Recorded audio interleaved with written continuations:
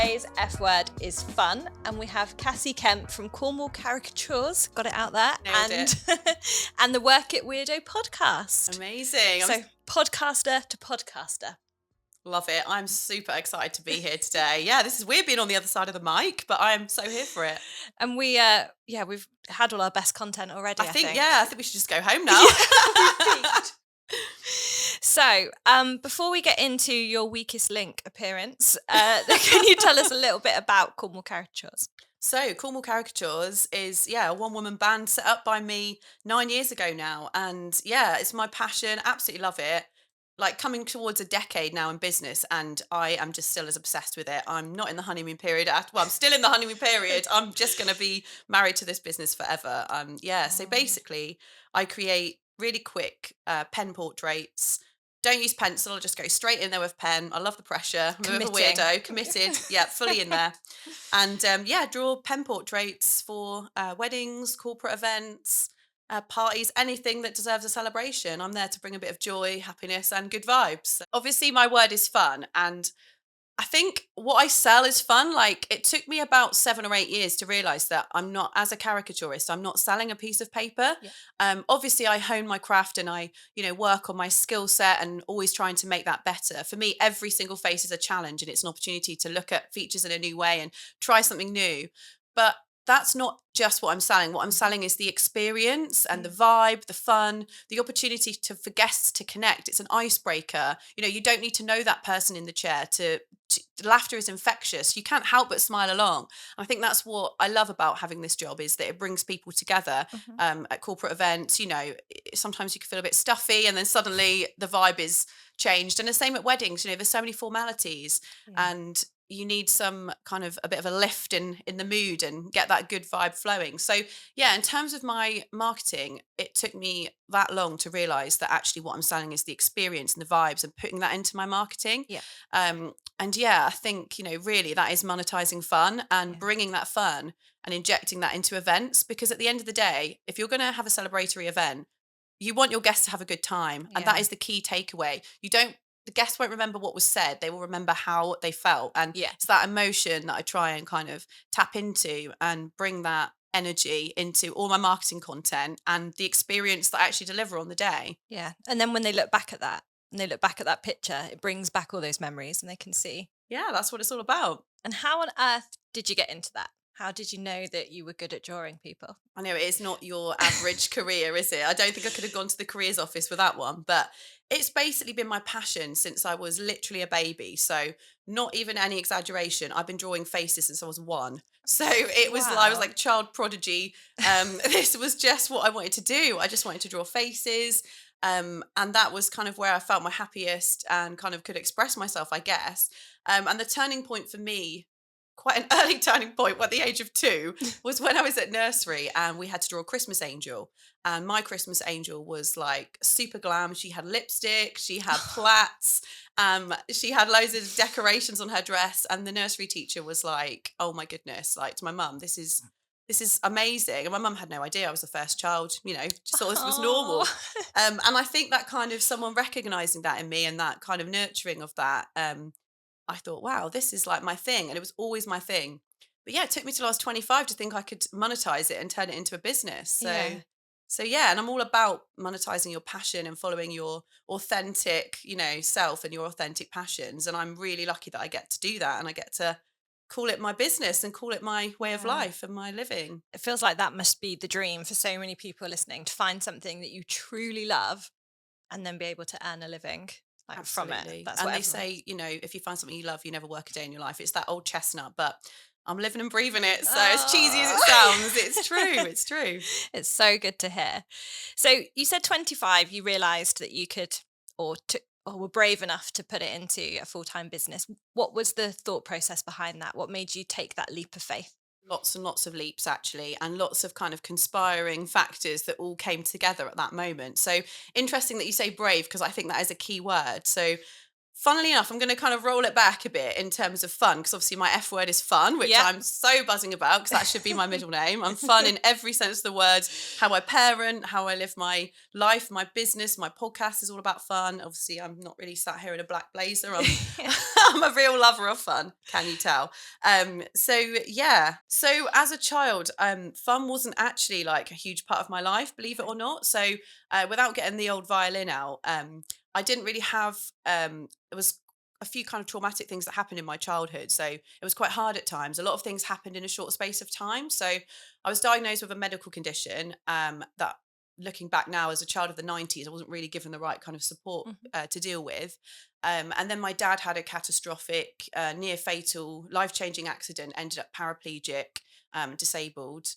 Was in intensive care in hospital for best part of a year and is still kind of suffering now, bless him.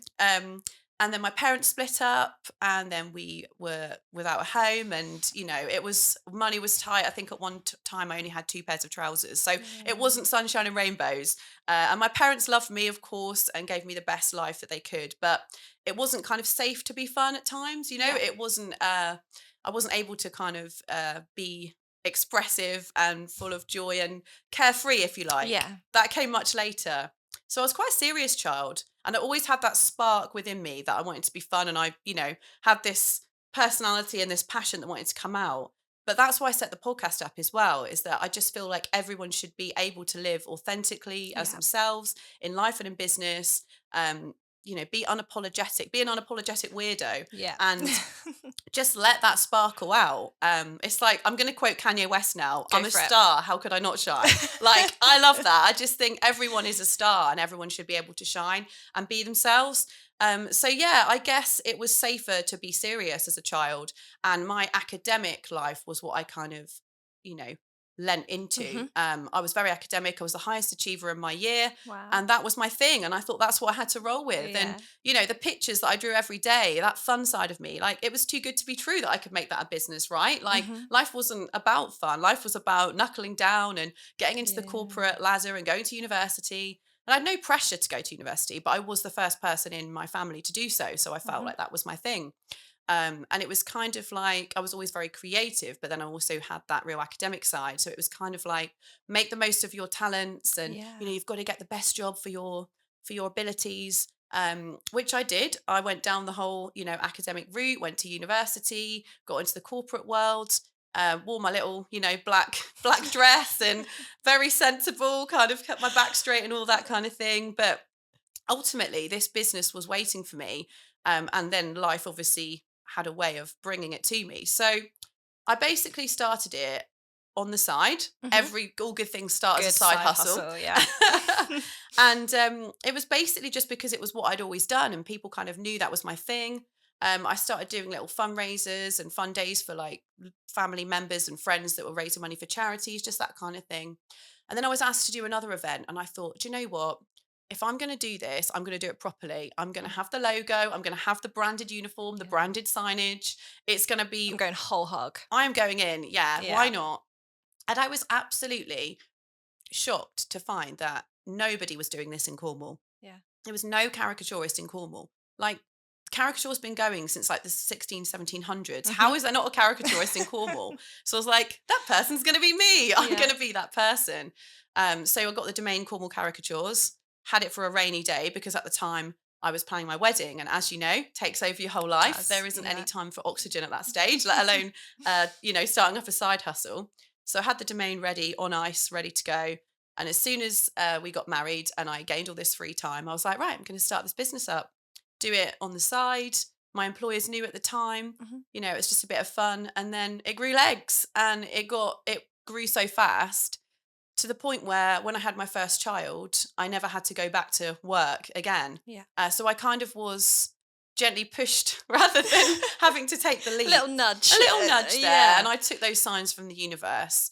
And I actually did try and go back to work and do the whole official thing, because obviously we're led to believe that's what you have to do. You have to, be sat behind a desk, and you have to do the 9 to 5 grind. Mhm. Um, and I put my son in nursery for one day, tried a trial day at a job, and I just cried all the way home. And I was going to earn the same amount that day as I was paying to put my son Yeah. in nursery. And I was just like, no, I've Yeah. got a business. I've already got a business there that's successful, that's got clients that I love.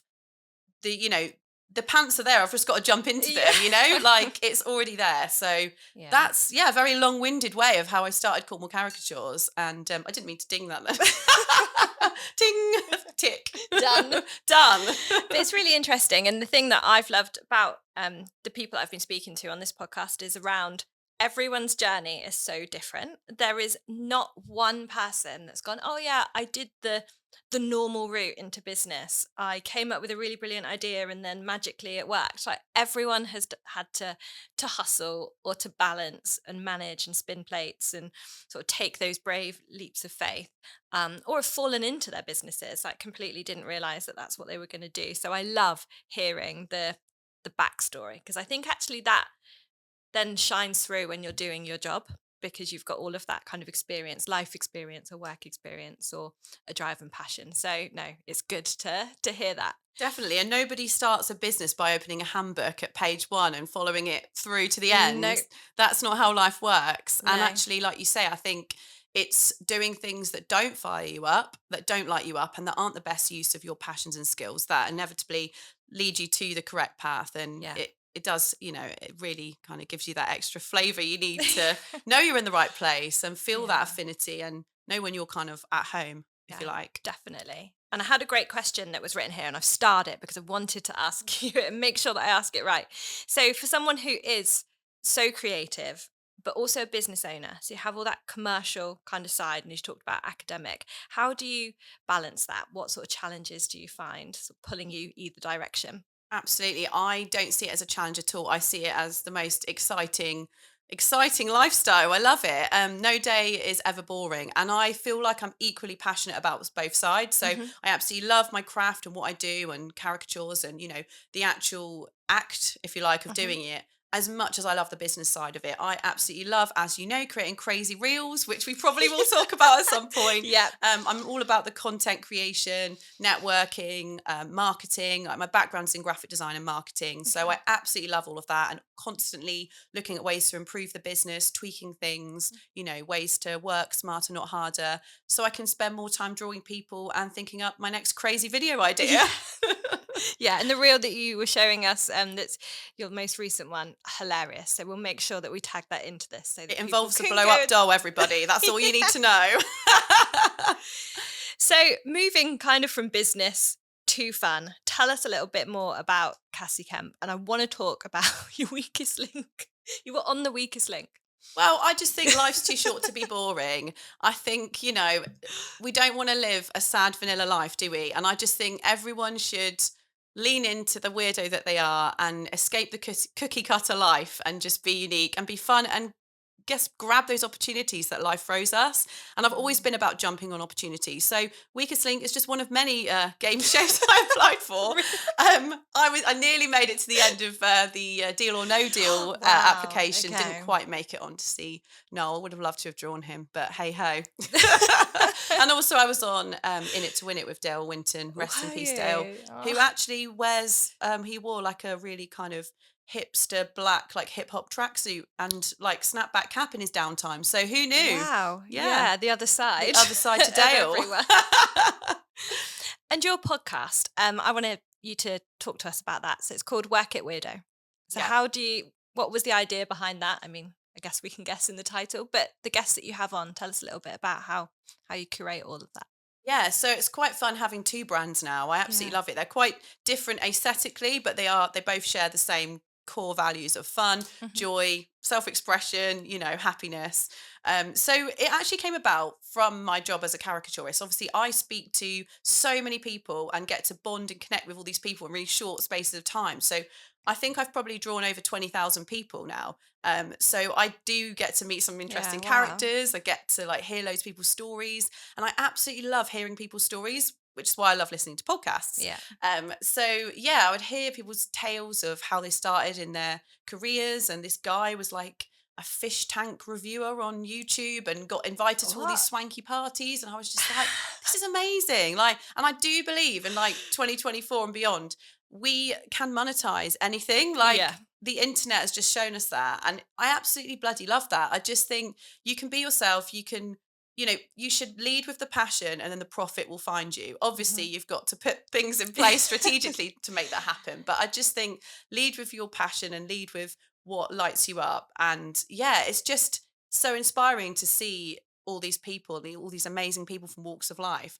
And I thought, you know what, I'd just love to have a podcast with people like that because another thing, I would get a lot of negativity and just kind of surprised that this was my job. Okay. And I think, dealing with members of the public, so many members of the public, Mhm. and such a kind of quick succession, you'd get all the same questions. Yeah. So I'd get, is this your real job? This is actually your job? Like, what's your actual job? This can't be it. Or are you a student? Or, and then I'd get like, what does your husband do? And at first I thought people were just being kind, but then I realized They thought they they were actually thought he was bankrolling my fun, my passion. And I am a little Wow. bit 2024 and that's the I know, and it shocks me, like I definitely see the good in people, and I totally just that went over my head. I did not know that's what they meant, but I've of course I've made a reel about this, Yeah. all of the most common things I hear, but it got me thinking, like it is still alien to people Yeah. that you can have a really weird and fun job and get to literally leave work sometimes with your cheeks throbbing from laughing so much and get paid to do it, and it's still such a bizarre concept to people. And also I think, like, you spend a lot of time, us as business owners, we network with like-minded people, Mhm. and that becomes your norm. They say you're only, as good as the circle that you Yeah. hang around with, and that's what shapes your reality. So having that kind of reality of like Joe Blogs and, anyone off the street shows you that actually it is still quite weird to people. It Yeah. might be accepted in the business community that people are doing their passions, and that's great. And I love that, and I live in that world, but it's still really, really abnormal to people. And I just thought it shouldn't be. I No. want to shine a light. I want to shine a spotlight on all these amazing weirdos. And that's who I kind of connect with and who kind of I gravitate towards is people that do cool, weird, unique things. They bloody love it. Their customers love it and they get paid for it. So I thought, yeah, let's create a podcast. I mean, as you can tell, I really have no problem talking. So why not? And I love listening, and Yeah. and I really just genuinely adore hearing people's journeys. So I was like, yep, I'm going to create a podcast. And it was in motion for a long time before it happened Mhm. because I've got two young kids and they are my absolute world. And I wanted to be a hands-on mum and spend as much time with them as possible. And having a job where I kind of work a lot of evenings was great for Yeah. that. So I engineered my business so I could be with them in their formative years and have no regrets looking back. When they started school, mum was there and I didn't miss out on those first steps or anything. And I still got to have my cake and eat it and have my business in the background, which I'm super grateful for. But as the time was kind of approaching of my youngest starting school full time, this was really unknown territory to me. And Mhm. I had been stay at home mum, air quotes, because I never stayed at home. I was No. always on the go. I was like, yeah, hip hopping here, there, and everywhere. And I loved that life. But then I was juggling my business, in the late nights and, the evenings and everything.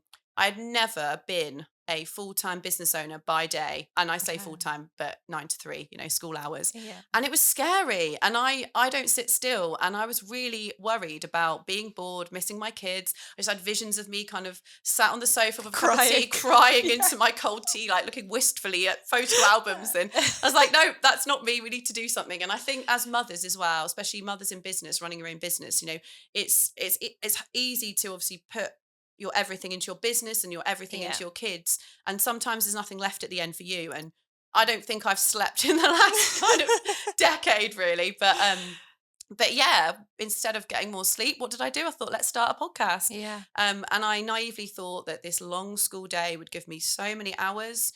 And I quickly found that the school day is very short. It So is really short. I think you yeah, assume it's like a work day, don't you? So you yeah. think about like the time you'd normally leave to go to work, like I don't know, 7:30, 8, and get home again. But it's not. If it is, You've got to drop eat in them that off, time as get well. home, Like, and God then forbid, you might want to go for a run or put some yeah, washing do on. something for yourself. I thought I'd be a gym bunny. I thought I'd have abs and, just be having my little matcha latte on the go. And, no. How's that working out for you? It's not working out for me. But I'm loving it. I just don't think I'd ever want to live any other way. I Yeah. think I love the juggle. Mhm. That emoji of the girl with the juggling balls. Yeah. That's just me.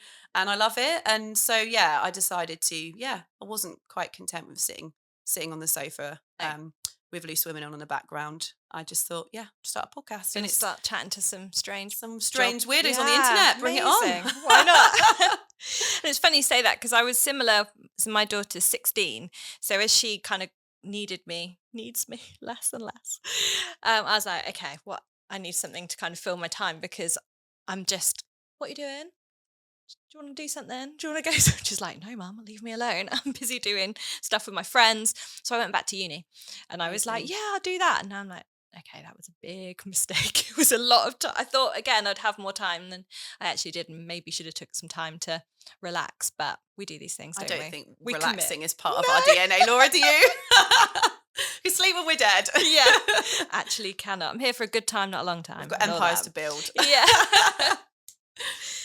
So, in terms of how do you pick those people on your podcast? Are these people, are you passing business cards secretly to people when you're drawing them? Or are these people you've No. seen on the internet? Are they just people you know? Yeah, a bit Like, of who are everything, they? really. Where are you finding all these I think I'm amazing just like weirdos? a beacon that attracts them. It's Okay, like, this great. is your safe space, guys. You can be Come yourself. on Come to in. me.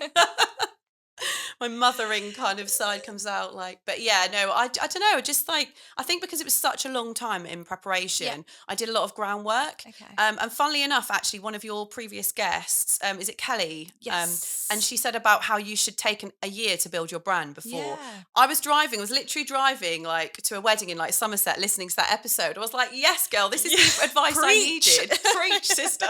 Because I honestly took 15 months from idea to creation of Wow. my podcast. And I let that become such a kind of a chip on my shoulder, if you Yeah. like. Unfortunately, my dad, who I mentioned was already a paraplegic and is now quite elderly. On top of that, had some further health issues. So he got prostate cancer, survived that, and now he's been diagnosed with Parkinson's. It's kind of chair bound, if really.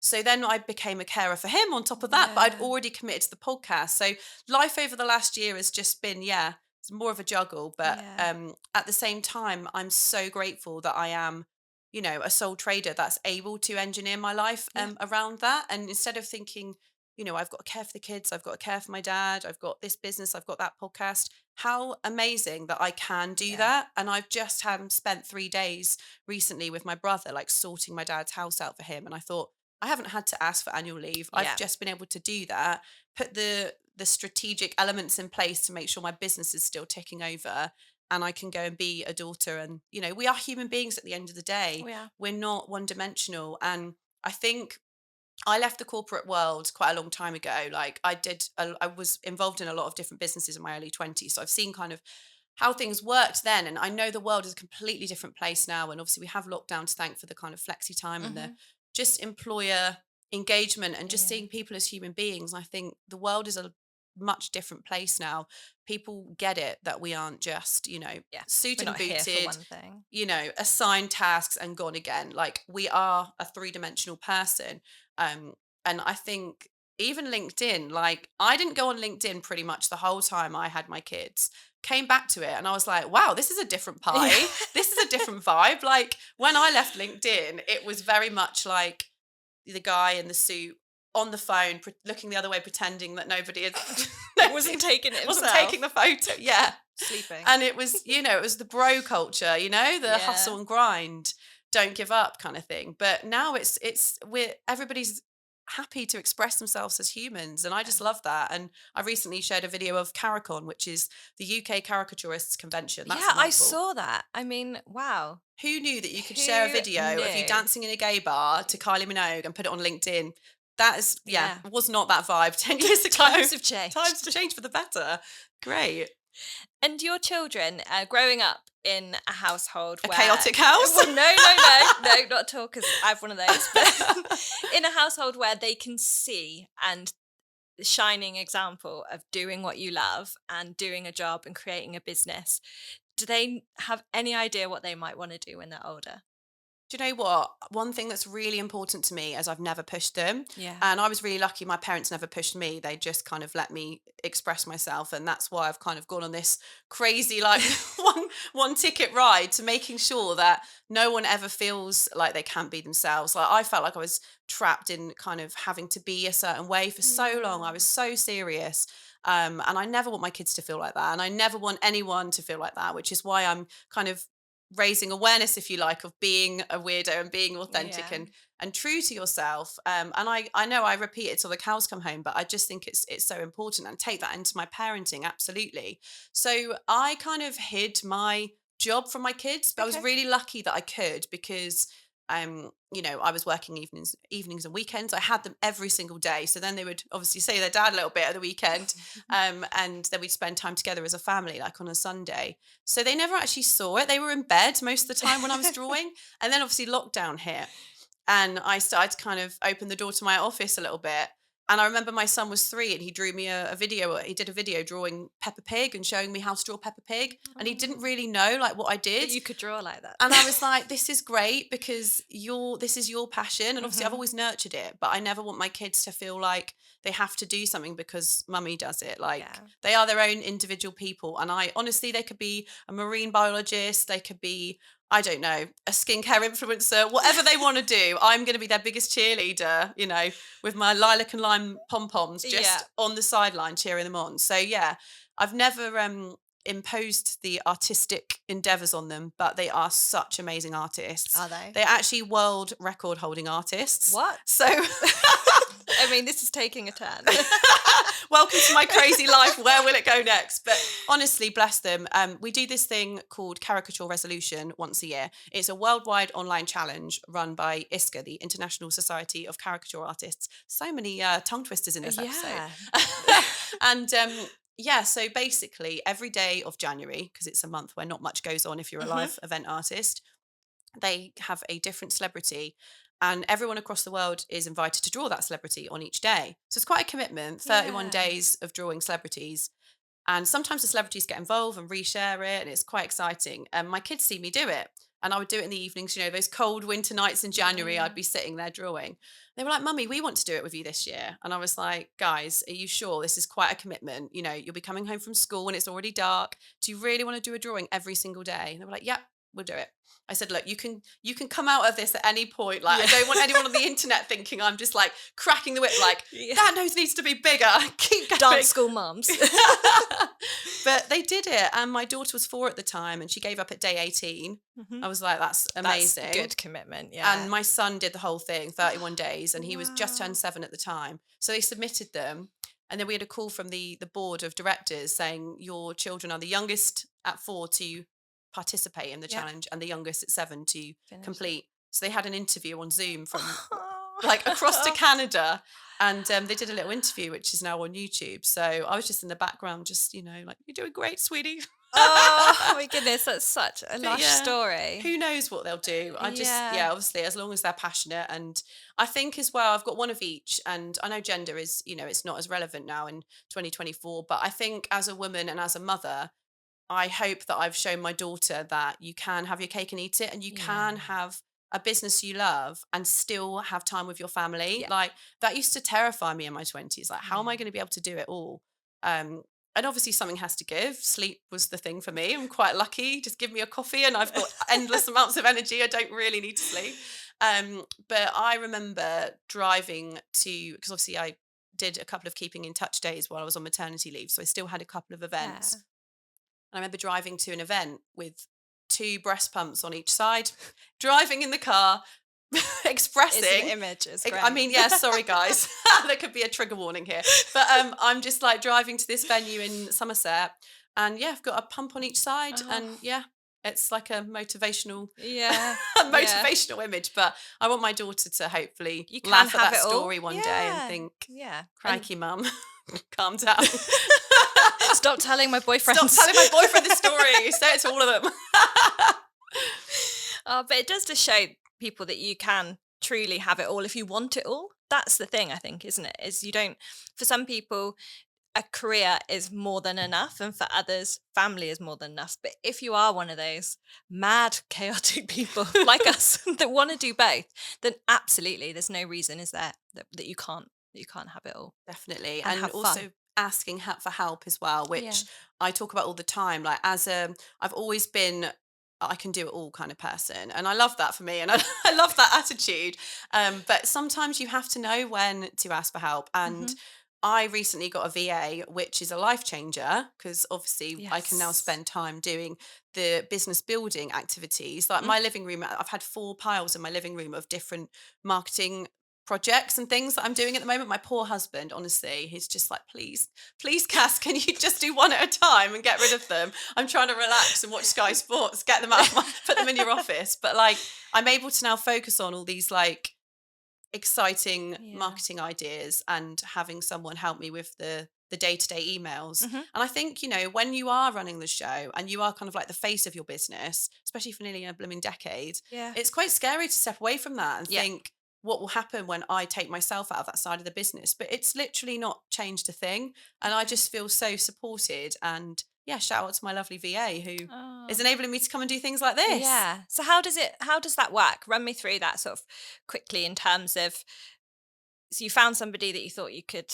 trust and gel with, and they've got access, I guess, to your diary and your Yeah. inbox, and they just do it. Yeah. I mean, this is talking for myself here. I'm such a control freak. I'm I like, mean, you've got an army of helpful no, staff to but my help you. inbox is like, don't touch this. Yeah, I mean, I just forward the inquiries to her and she does her thing. And obviously, I still connect with my customers on Mhm. Instagram and Facebook and obviously at wedding fairs. Yeah. And that's really important to me. I'm a big connector, if you couldn't tell already. I love connecting with people. And I think human connection is so important. And obviously, I still want to have that in my business, but it's just the kind of actual physical admin tasks that Mhm. she does 10 times quicker than me, Yeah. and it enables me to do the other sides of my business. And yeah, I'm absolutely loving life.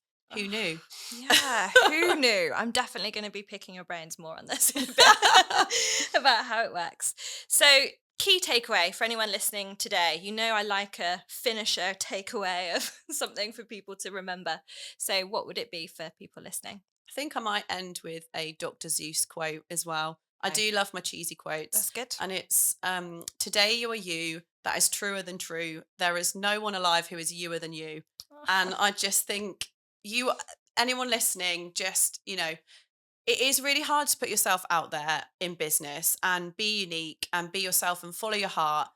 And I know it sounds a bit airy fairy, and I Not do at like a all. bit of woo woo. If Yeah. anyone listens to my podcast, there's a bit of woo thrown in. It's like business and woo mixed together. But it just breaks my heart to think of anyone not being their true self. And we only get one life.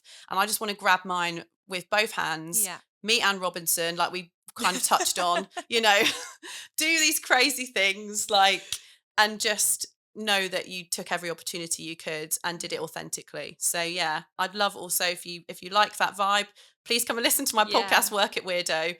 And if you fancy being drawn by me, Cornwall Caricatures is open to draw caricatures at your corporate event, party, wedding, or just because Just because. you Yeah. fancy it. Yeah. It's on We're your adults. bucket list. We can do whatever we like. Exactly. Put it through as a business expense for your Yes. LinkedIn profile picture. Sorted. I mean, it just shines through. Like your authentic self does just shine through, and it's been an absolute pleasure. Oh, thank I you, think Laura. Shane Solomon is crying in the background in his neon shirt here. Just with He's your, like, "How am I with your gonna edit this?" takeaways. I know. He's yeah. We cause him some problems. But thank you so much for being on the F Word, and I cannot wait to watch some more of Work It Weirdo. It's been a pleasure. Amazing. Thank you, Laura. Business should be fun. Let's keep going with that. Yeah, let's.